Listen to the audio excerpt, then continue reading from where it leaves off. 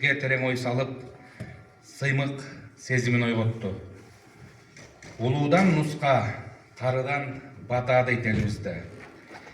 Эми сөз кезегин ортобузда олуттуу орду бар.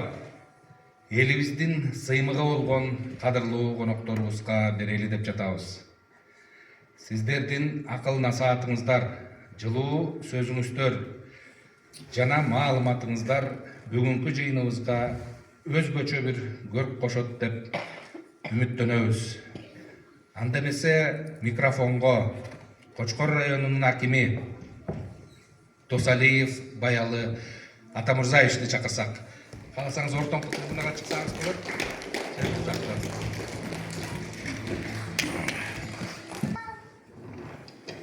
Урматтуу агайын туугандар, урматтуу бүгүнкү Калыгул Бай уулу бабабызга арналган салтанаттуу кеченин катышуучулары жана урматтуу Калыгул Бай уулу бабабыздын урук туугандары, баарыңыздарга бүгүнкү салтанаттуу кечени баарыңыздар уюштуруп, мынакей жалпы элибизге Калыгул Бай уулун таныштыруу боюнча кечени ачык деп жарыялайм.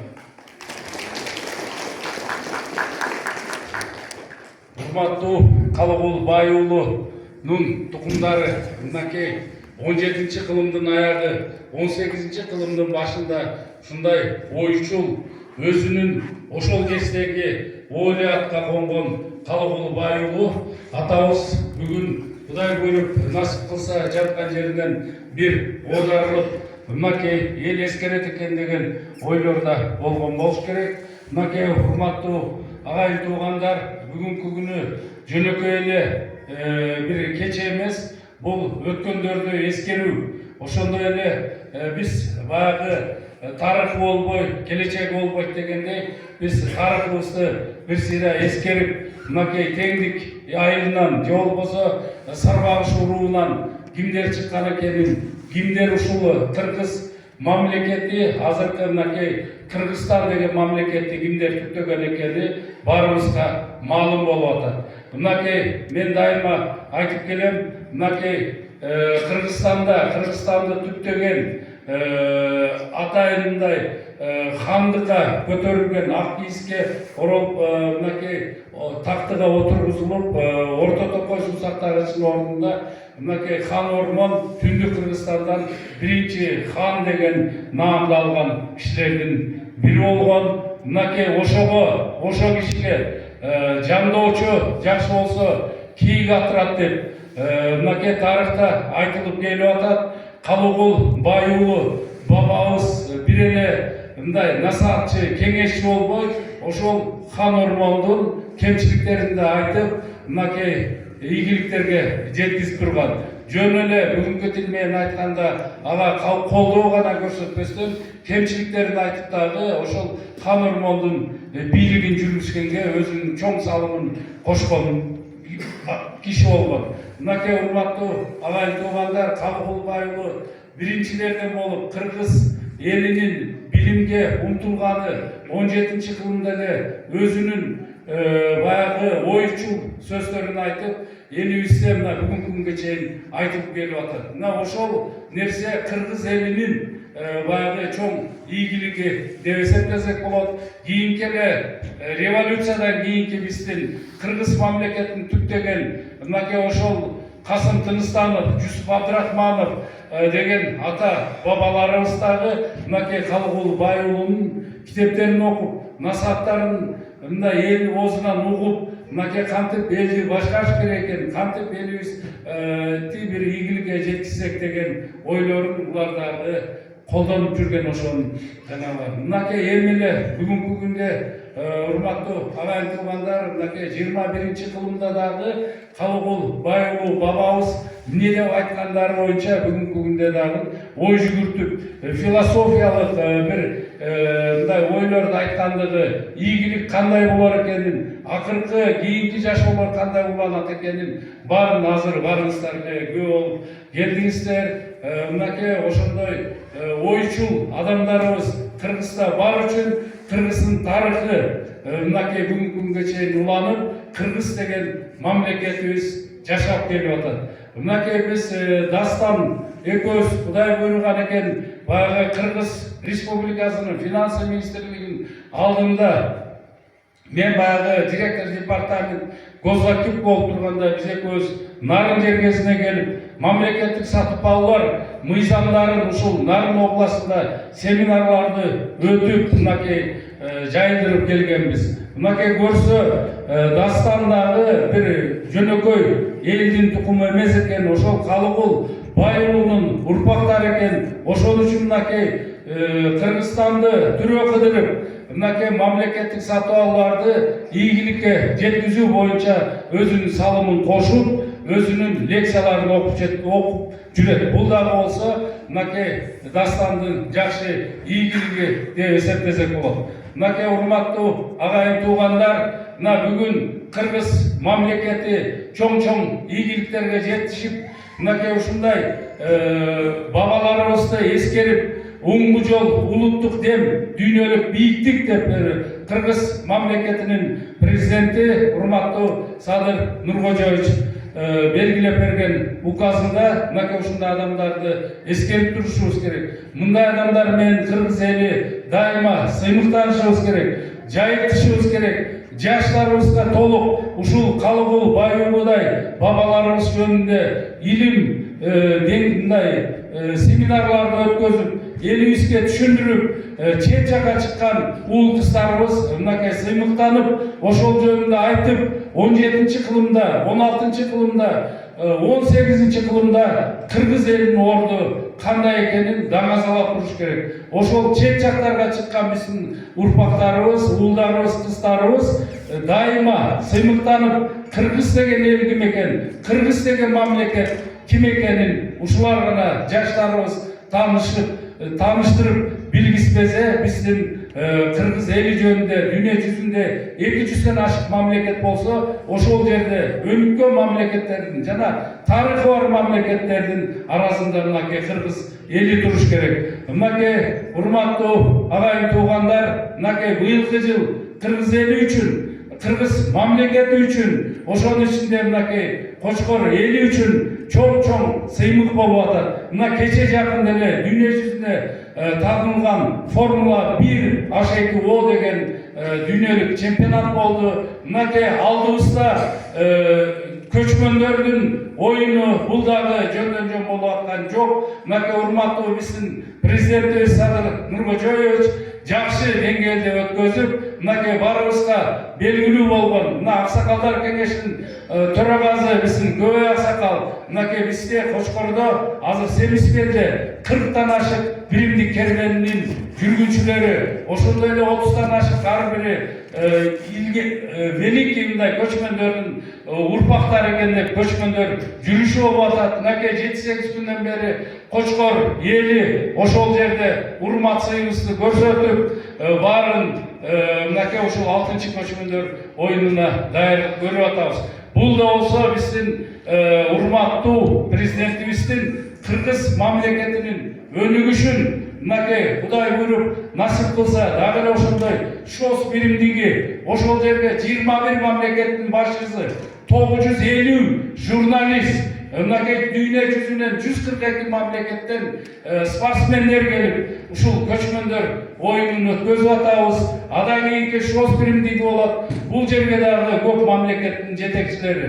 Бүгүнкү күндө мынакей как финансист катары айтайын десем, буга чейин 20-жылга чейин суранган мамлекет болсок, бүгүнкү күнү биз мынакей урматтуу Садыр Нуркожоевичтин тапшырмасынын алкагында саясий эркин жетип, өнүккөн мамлекеттин катарына кошулуп атабыз. Бул дагы болсо биздин Кыргыз мамлекетинин, Кыргыз элинин, ошонун ичинде мынакей Кочкор элинин ийгилиги деп эсептейбиз. Мына кече жакын эле ошол Калыгул байуулу атабыз айткан мынакей темир жол Кудай буйруса Кочкор элине, Кочкор жергесине келди. Кудай буйруса мынакей ошол темир жолубуз иштеп калса, дагы Кочкор районунун ийгилиги жогорулай берет. Мынакей мен бир нерсени айтайын, урматтуу агайын туугандар, учурдан пайдаланып, мынакей бүгүнкү күндө Кочкор району 333 миллион налог чогултабыз. А бирок 40 миллиардтан ашык инвестиция Кочкор районунда бүгүнкү күндө иштеп атат. Мынакей ошонун баягы жөн эле сөз 40 миллиард деген сөз болбош үчүн цифра менен мен тактап бергенге даярмын. 23 миллиард 400 миллион сомдук орто айында күн электр энергиясынан электр тогун чыгаруу уже курулуш иши баштады. Бул жерде 23 миллиард 400 миллиард сом, 400 миллион сом, Кочкор балыкчы темир жолу 10 миллиард сом, мынакей больницабыз 500 миллион сом, ошол эле Шамши БДР болсо бул 1 миллиард 400 миллион. Мынакей Көлүкөктөр суу түшүрсөк бул 514 миллион. Автовокзалыбыз 369 миллион сом. Мынакей өткөндө эле ушул жерде урматтуу Садыр Нуркожоевич Жапаров келгенде мен суранып презентацияда мынакей Кочкор автовокзалы курулуп атат. Кудай буйрса ушул жерге бир 20 автобус бериңиз. Мынакей бүгүн дөң алыш Шамшы деген айылдарга жетиш 400 300 сом, Карабай менен барып келиш үчүн 500-600 сом төлөй албай турган убактысы. Кудай буйруп автовокзал ачылса, ошол 20 автобус келсе, биз мынакей жергиликтүү элге антимонополия менен макулдашып, ошол тарифтерди коебуз. Бул да болсо урматтуу президентибиздин элге болгон камкордугу. Дагы бир жолу урматтуу агайын туугандар, Калыбул бай уулу бабабыздын урук туугандары, тукумдары, келечекте сиздердин учуңуздар кур эмес экен. Мынакей жакшы билимli, жогору, жакшы инсаптуу, мындай илимге, билимге берилген жаштарыбыз көп болсун. Ушул айылда мынакей акыркы эле мынакей Кыргыз Республикасынын чылым бир кылым 25 жыл башкарган Турдакын Усубалиев атабыз бекеринен ушул жерден техник айылынан чыкпаган экен. Ошол дагы болсо мынакей Кыргыз элинин ырыс экен. Ушундай күнгө жеткизген урматтуу ошол Турдакын Усубалиев аксакалыбыздын урук тукумдары, сиздерге терең ыраазычылык билдиребиз. Бүгүнкү күnkү эң салтанаттуу кече бул Калыбул бай уулунун урпактары сиздерге терең таазим этебиз.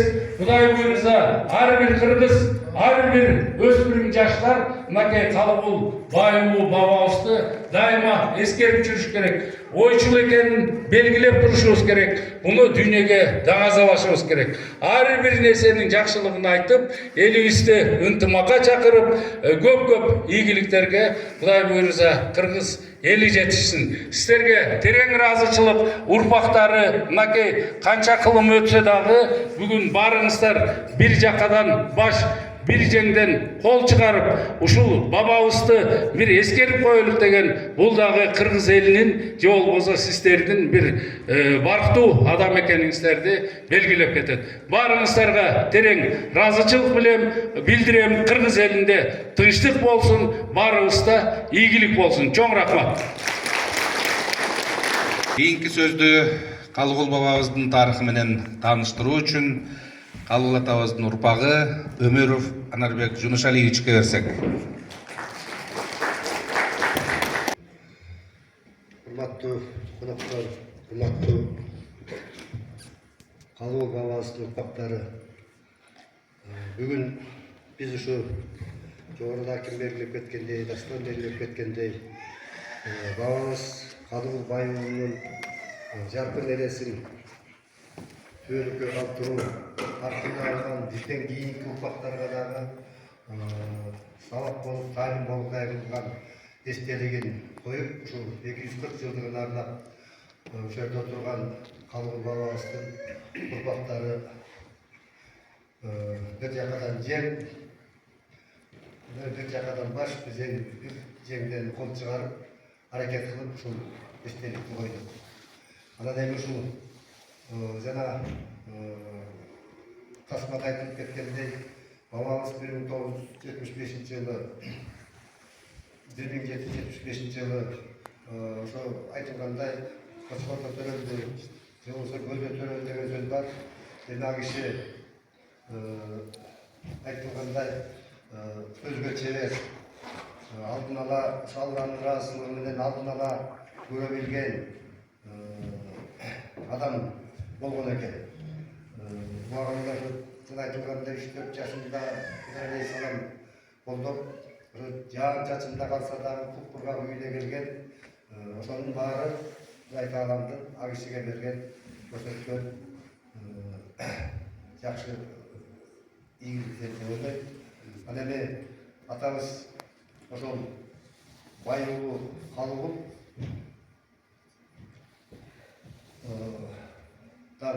тараган урпактар сөздөп турат. Калыгулдан Ногой Шыгай күн тууган деп калган ошол Ногой Шыгай күн тууган бергип келип туруп, сырттагы эстеликти коюп ачылыш абден жасап атабыз. Ал эми ал киши атабыз болсо ар дайым кыргыздын келечек тагдыры, адеп аклагы жөнүндө жакшы сөздөрдү айтып, социалдык маданият жактан өсө турган деңгээлдеги жакшы сөздөрдү айткан. Эми жогоруда тасмада айтылып кетти.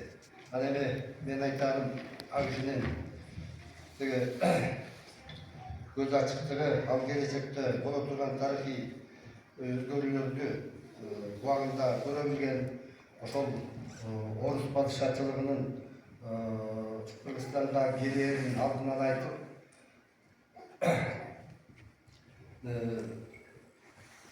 элге неме кылганда, өңү сары көзү көк орус чыгат деп айткан, 1000 түтүнгө бир киши болуш чыгат деп айткан, буйрук менен коздурган конуш чыгат деп айткан, узун чөптүн баарысын оруп чыгат деп айткан, кыска чөптүн баарысын коруп чыгат деп айткан.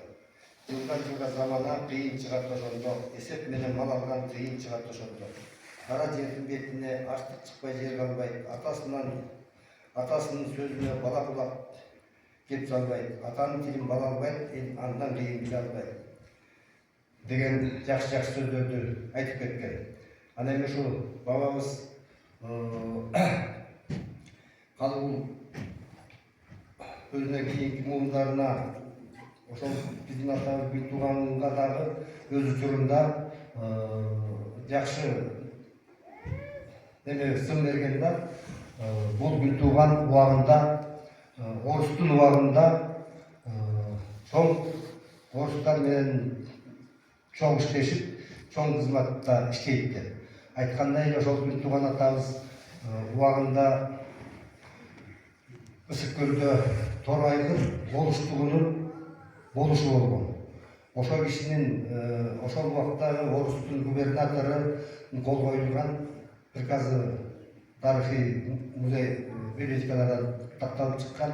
Ал киши ушу Торайгын же болбосо балыкчыдан баштап тетиги түпкө чейинки жерди башкарып келген.